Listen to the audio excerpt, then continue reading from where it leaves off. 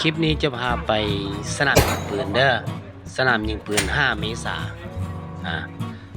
ตอนนี้เริ่มออกจากไฟแดงท่าหลวงนะแล้วมุ่งหน้าไปทางตลาดนนเคาะหัวนนเคาะคือคลิปนี้เอามาเบิ่งกันยาวๆไปเลยเพราะว่าจะเป็นแนวทางเป็นจะพาไปตามหนทางเพื่อให้ผู้ที่จะพาไปซ้อมยิงปืนหรือว่าไกด์หรือว่าแปลภาษามือใหม่ไกด์มือใหม่หรือว่าพนักงานรัฐกรต่างๆจะพาเพื่อนร่วมงานที่เป็นคนต่างประเทศอยากไปซ้อมยิงปืนอยู่5 เมษายนเอามาเบิ่งเส้นทางไปนำกันเลยเพราะว่าคนที่บ่เคยไปมันก็จะยากแน่แต่คนที่เคยไปแล้วมันจะไปง่ายเนาะอันนี้ก็เริ่มสิข้ามขัวนนคอแล้ว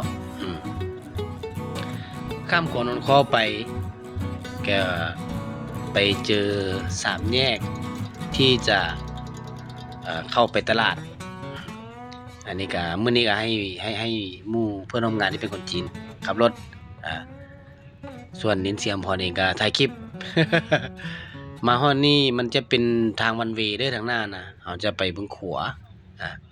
ทางหน้านี่แม่นที่มีป้ายโฆษณานี่แม่นตลาดนนเคาะมาฮอดนี้ถือว่ายังไกลเติบสิฮอดก็ยังอยู่ประมาณแม่นเกือบฮอด5 ลักพุ่นว่านี่จากนี้ไปมาเบิ่งสภาพเส้นทางกันไปเรื่อยๆเพราะว่ามันจะเป็นทางคอนกรีตทางเส้นนี้ทางสะดวกได้เฉพาะตอนนี้แม่นเป็นทางวันเวย์เด้อมันเป็นวันเวย์อ้อมตลาดถ้าหากว่าไปฮอด3 แยกนี่เดี๋ยวถ้าเลี้ยวซ้ายไปจะเป็นไปวังซ้ายแต่ว่าถ้าไปซื้อมันจะมุ่งหน้าไปหาสนามยิงปืน5 เมษายนพุ่นละเอามาเบิ่งคลิปกันยาวๆเลยเดี๋ยวจะเว้าให้ฟังเรื่องถ้าหากว่าเป็นล่ามเป็นคนแปลภาษาจะเน้นมือใหม่นั่นแหละเพราะว่าคันมันผู้ใดที่ประสบการณ์สูงแล้วเรื่องแบบนี้จะบ่ค่อยมีปัญหาแต่สำหรับคนที่ประสบการณ์บ่สูงแล้วแน่นอนว่าอยากได้ประสบการณ์เพื่อให้มันคล่องแคล่วเวลาที่เรามีเพื่อนร่วมงานเป็นคนจีนมีเพื่อนร่วมงานเป็นคนทางยุโรปแบบนี้ถ้าหากว่าเราฮู้สถานที่ต่างๆสถานที่ท่องเที่ยวอย่างเช่นว่าวัดเชียงควรบ่หรือว่าหอพิพิธภัณฑ์บ่หอสมุดบ่ส่วนสาธารณะบ่สถานที่ต่างๆแล้วไปจังใดแล้วค่าเข้าเท่าใดไปเที่ยวแบบใดต้องจ่ายหลายปานใดใช้รถหยังไปแล้วไปแบบใดเส้นทางไปทางใดแบบนี้ความรู้ทั่วไปแบบนี้สำคัญหลายมันจะประดับความสามารถของเราเพิ่มขึ้นจะเฮ็ดให้คนให้เกียรติเพื่อนร่วมงานที่เป็นต่างชาติให้เกียรติเพราะว่าถามหยังเขาก็พอฮู้ถึงเขาบ่ฮู้เขาก็ซอกหาผมฮู้ให้ได้อย่างเช่นเข้ามาเบิ่ง YouTube นินเสียมพร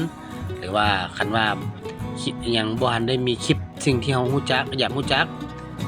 ให้คอมเมนต์มาเด้อคอมเมนต์มาบอกว่าอยากฮู้แบบนั้นแบบนั้นเช่นว่าอยากฮู้วิธีไปสนามยิงปืน5 เมษายนเขาสิไปจังใดจุดนี้พอดีผ่านตลาดโนนคอตุตั้งใหม่เด้อเป็นตลาดสดแล้วค่าใช้จ่ายในการยิงปืนนั้นแพงปานใดมันมีสูงสุดแบบใดต่ำสุดประมาณเท่าใดแบบนี้สามารถคอมเมนต์มาถามได้ ดี๋ยวจะหาข้อมูลมาให้เด้อแล้วเส้นทางมันไปยากบ่มันต้องไปทางใดมันต้องมีแบบใดๆอย่างเช่นว่าเด็กน้อยอายุจักปีเข้าได้หรือเข้าบ่ได้หรือว่าเฮาเป็นคนลาวเข้าฟรีบ่หรือจ่ายเงินบ่หรือจ่ายถูกหรือจ่ายแพงแบบนี้สามารถมาถามได้ถ้าหากว่ารู้จักจะซอกหามาบอกเด้อถ้าหากว่าบ่มีเวลาเฮ็ดคลิปหรือว่าบ่รู้จักแบบนี้ก็ติดหนี้ไว้ก่อนแล้วหาโอกาสซอกหาข้อมูลหรือว่าเฮ็ดคลิปแล้วจะมาบอกทางเส้นนี้มันจะมุ่งหน้าไปพุ่นละไปฮอดดงคำสร้างออกไปใส่ดงโพสีพุ่นละออกไปใส่ทาง450ปีออกไปเส้นนาควยทางเส้นนี้ทางดีแล้วเป็นทางคอนกรีตได้หลายปีแล้วทางหน้านี้3แยกนี้ถ้าเลี้ยวขวาจะออกไปใส่ดงคำสร้างข้างเมืองทะหลวงพุ่นละแต่ถ้าหากว่าคันไปซื้อก็จะไปหานาควยมุ่งหน้านาควยแล้วทางหน้าจะมีทางแว่เข้าคำสวัสดิ์สถานีรถไฟลาวไทยคำสวัสดิ์ไปเส้นนี้ก็ได้คือกันแล้วมันก็จะมีสถานที่ต่างๆอย่างเช่นว่าเวียงคำเก็ตเฮาส์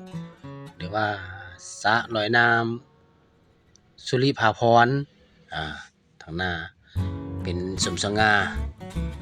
หรือว่าปั๊มน้ำมันสมสง่าเข้าไปทางแถวนี้ไปทางหน้านี่แหละ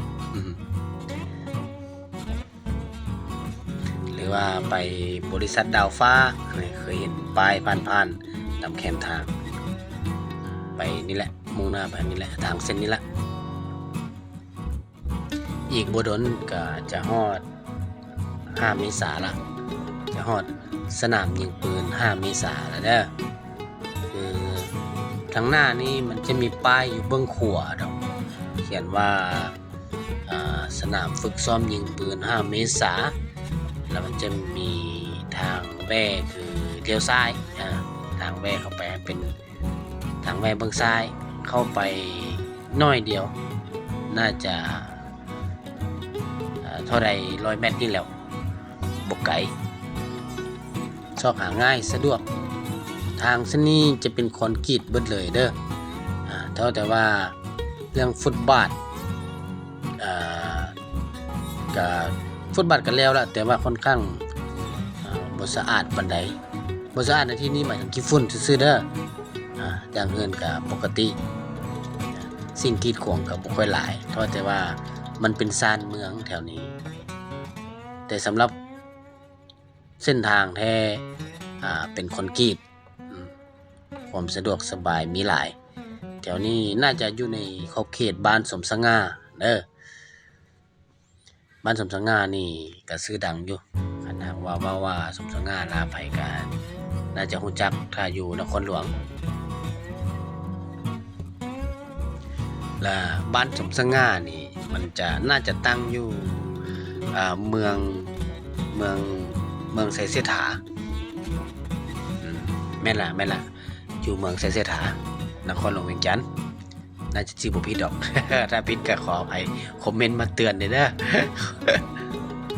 นี่เป็นตลาดน้อย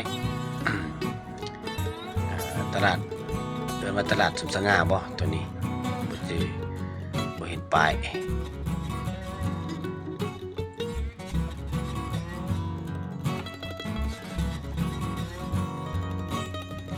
คลิปนี้เจตนาอยากให้เบิ่งยาวๆเด้อเพราะว่าอยากให้เห็นสภาพเส้นทางว่ามันสภาพเส้นทางเป็นจังไดทางยากบ่ทางง่ายบ่แล้วคันจังว่าผู้ใดอยากมาจะเห็นสภาพเส้นทางก่อนแล้วมามันจะมาง่ายแต่ถ้าว่าเบิ่งแต่ Google เฮาบ่เคยมาจักเทื่อบ่เคยเห็นกับตาจักเทื่อจะค่อนข้างงงๆอยู่แต่ถ้าหากว่าเห็นคลิปยาวๆแบบนี้เห็นสภาพเส้นทางแบบนี้ ก็จะมาซอกง่ายมาง่ายเห็นป่ะป้ายอยู่บนขวามือหั่นสนามยิงปืน5 เมษายนแล้วก็เลี้ยวซ้ายเข้ามาเลยว่ามันจะมีประตูโค้งนี่ดอกเสาสีฟ้านี่เข้าไปทางในเท่าใด100 เมตรนี่แหละบ่จื้อแต่ว่าบอกเลยว่าบ่ไกลแล้วก็เบิ่งสภาพทางว่ามันจะแคบหน่อยนึงแต่ทางก็ดีทางบ่ยากที่ถ่ายให้เบิ่งยาวๆก็คือว่านั่นแหละอยากให้เห็นสภาพทางอยากเห็นกับตาตัวเองอยากให้เห็นกับตาตัวเองเวลามาแล้วมันจะบ่หลงเส้นทางเป็นแบบใดอย่าลืมว่า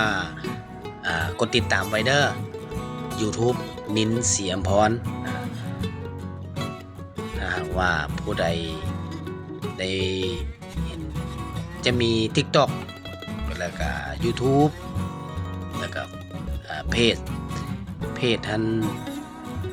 รู้สึกว่าท่านมาเป็นเพจแบ่งปันภาษาจีนแต่ว่าเปลี่ยนละเดี๋ยวนี้เห็นเปลี่ยนเป็นเพจ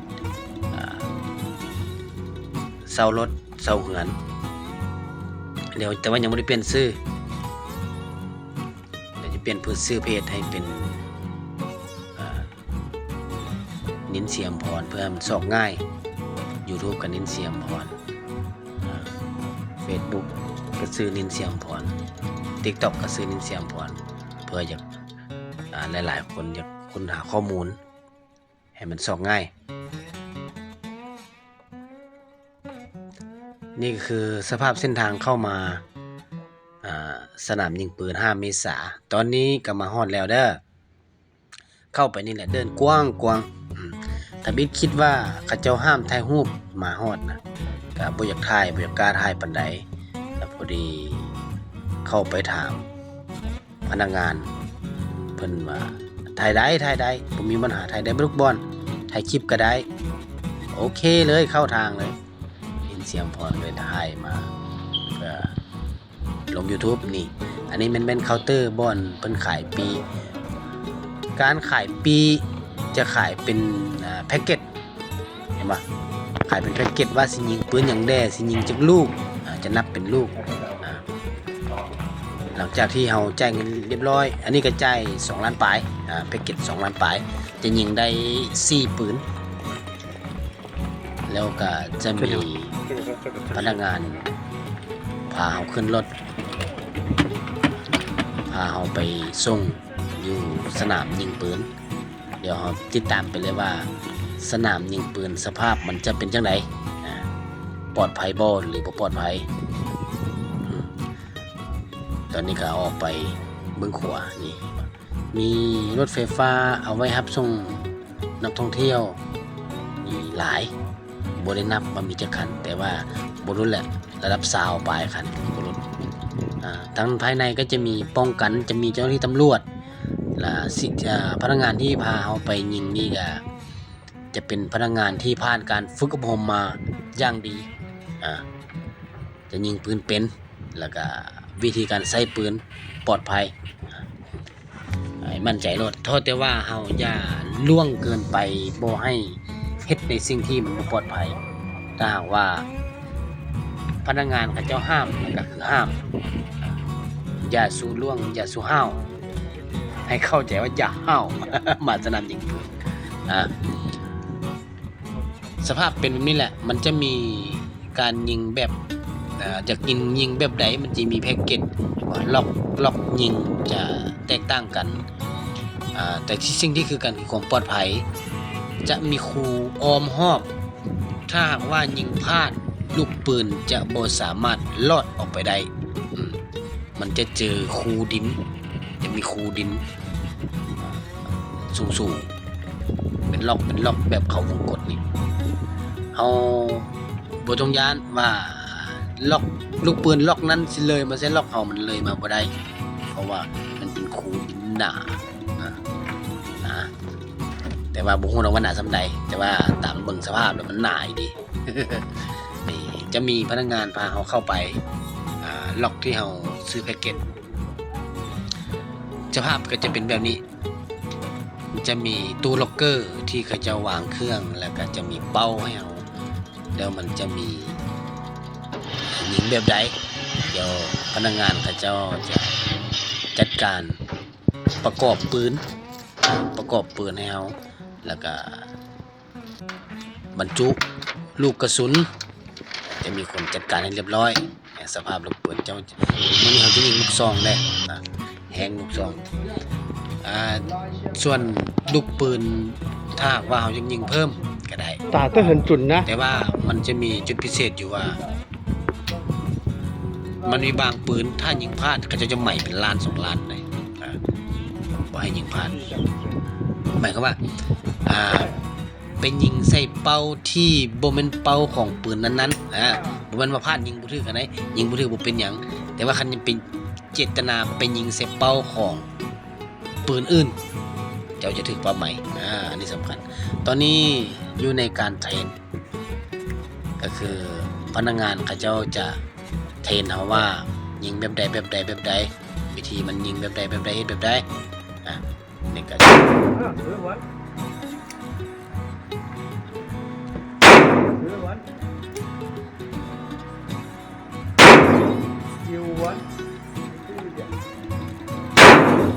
高了，这一的。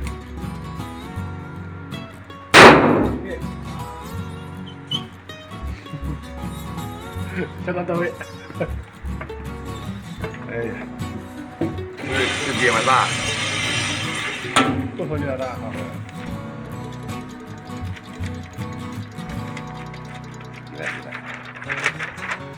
可以带酒。哇！手机我带你拍一下。好。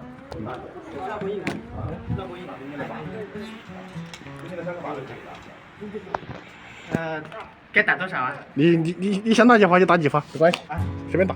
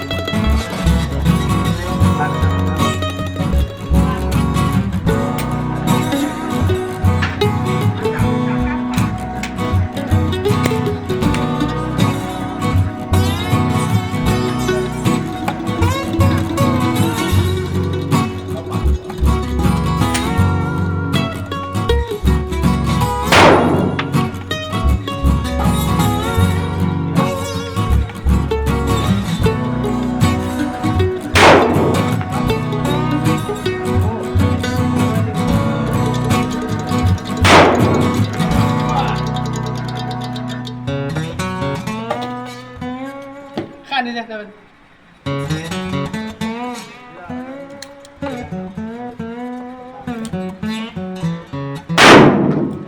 และเวลาเขาจะเปลี่ยนปืนหรือว่าจะใส่ปืนตัวใดจะมีการเทรนก่อน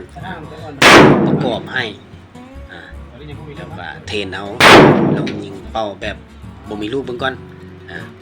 ว่ามันเป็นจังได๋ทางว่าเฮาขึ้นนกมันจะเกาะอ่อนๆยิงง่ายถ้าหากว่าเฮาบ่ขึ้นนก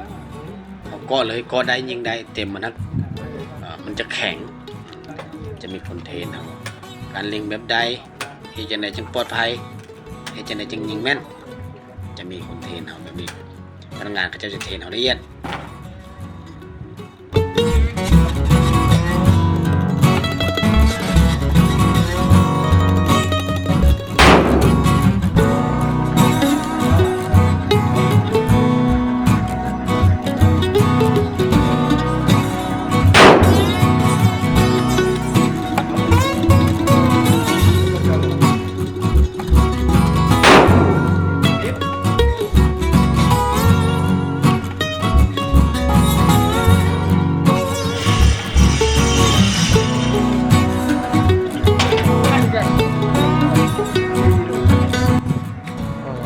และนี่ก็คือผลงาน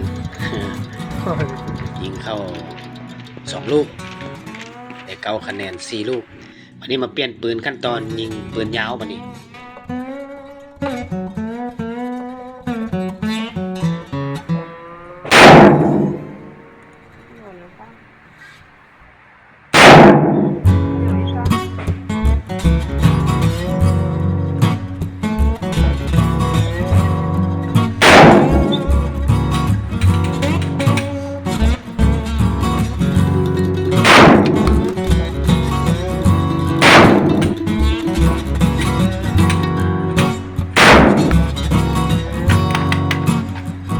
这个要慢慢来，不着急，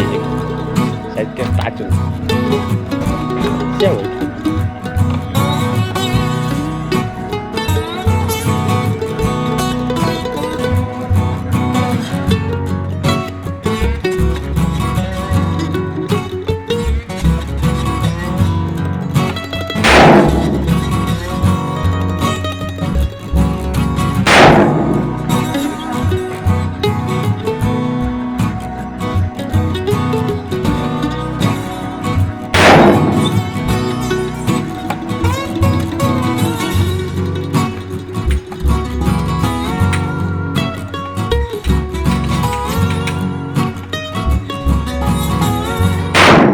哇，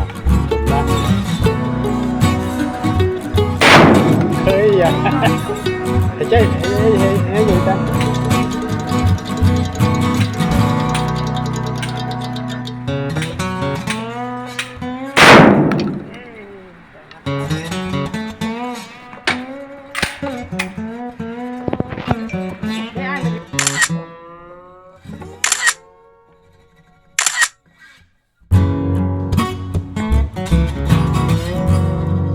ราคายิงนี่ราคาต่ำสุดเท่าไหร่แพ็กเกจกันนะ ทางที่สอบถามพนักงานราคาต่ำสุดอยู่ประมาณ2 ล้านบาทเลยว่าถ้าหากว่าอยากมาซ้อมยิงปืนราคาก็อยู่ในประมาณนั้นแหละ2 ล้านบาทขึ้นมาแต่ว่าก็บ่ได้ถามละเอียดอันนั้นโดยประมาณคิดว่าเกี่ยวไป$100ขึ้นมาถ้าอยากมาซ้อมยิงปืนจริงในราคานี้ก็ถือว่าได้ประมาณ10 ลูก10 ปลายลูกก็ร้อยยิงจนตามนี้แหละลูกละ3-4 ลูกก็ถือว่าจัดหนักแล้วได้สำหรับมือใหม่มาซะยกเว้นว่าผู้ที่ยิงตลอดผู้ที่ได้สัมผัสตลอดที่จะมาซ้อมอันนั้นแนวนึงแต่สำหรับประชาชนคนธรรมดาถ้าจะมาสัมผัสมาท่องเที่ยวเพื่อร่วมงานมาพาแขกมาหรือว่าพาครอบครัวมาแบบนี้ที่แน่ๆอย่าเหมาะกับเด็กน้อยเด้อมันน่าจะมีห้ามอายุบ่เกิน แล้วที่เป็นพนักงาน แต่กับบริบทละเอียดไม่ได้ทำละเอียดเป็นจังใดถ้าหากว่า ก็มีบริษัท อยากรู้จักเรื่องราวใดๆให้คอมเมนต์มาถามเด้อYouTube นิ้นเสียมพรFacebook นิ้นเสียมพร TikTok นิ้นเสียมพรติดตามได้ทุกช่องทางแต่ว่าคลิปยาวๆจะอยู่ในYouTube นิ้นเสียมพรเป็นภาษาอังกฤษเด้อกดหัวใจกดติดตามไว้คลิปต่อไปพบกันใหม่ในการเดินทางหาประสบการณ์ครั้งต่อไป